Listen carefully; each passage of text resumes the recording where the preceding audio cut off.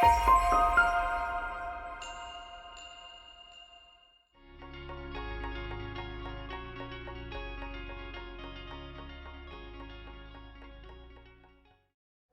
know, it's a diagnosis that is a team effort.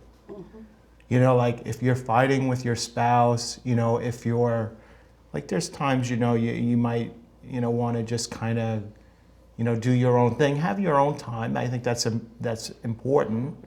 But, you know, times that maybe I might have not been appropriate or I might have been frustrated where I took it out on my spouse. You know, look, we're not perfect. That's going to happen. You know, it's a lot to process, but I think that you always go back to, I could take better care of my son with everybody on board.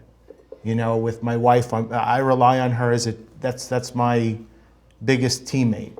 You know, not even the neurologist as much as my spouse. You know, that I feel like that's somebody that will relate more than anybody, even if you met other Dravet parents. Like everybody's experience is very different. But my wife lives it with me.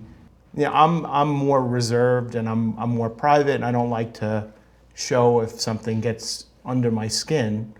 But, you know, like I find also becoming, you know, it's healthy to talk about an event after. Like you don't have to hold everything in. You don't have to fight this by yourself. And I think, if anything, it strengthened our marriage, and our marriage was good prior, but it shows you how invaluable, at least for me, my spouse is as a teammate. It's difficult because we also both have full-time jobs, and there's a school schedule and a bus schedule, and it's very challenging to keep up with Lena and the schedule and fit in the communication. It is probably one of the biggest challenges for me is just trying to find that time where I'm still not carrying the baggage I brought home from the office, you know, to be able to clear my head and actually talk about something.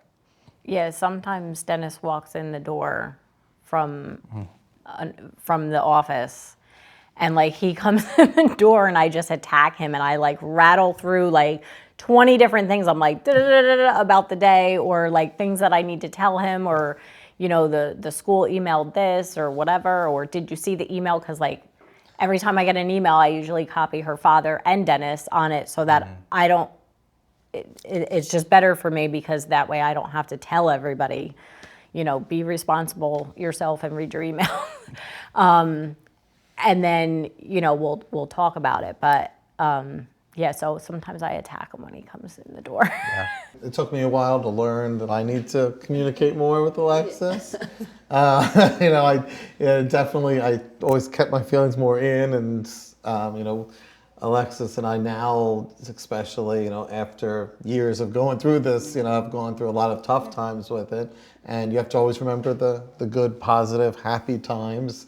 And, you know, you got to remember that we tend to make decisions together. We try to like really talk about it and discuss. Even though a lot of times we feel totally differently. Yeah.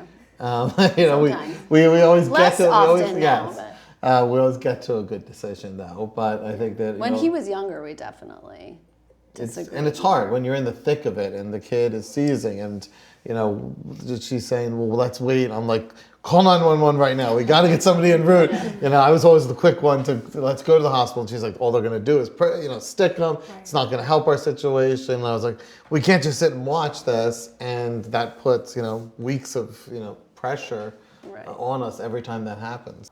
Once you have a child with special needs, once you start learning what those needs are, you have to kind of change the dynamic of your family to kind of make it work. And that's just what works for us. Yeah. You know, but it's been, you know, took us 10 years to get here, but. Yeah, which we're still working on it. Yes, exactly. I mean, it could change again, but that's, you know, I think you just need to be fluid and you need to keep kind of changing. Right.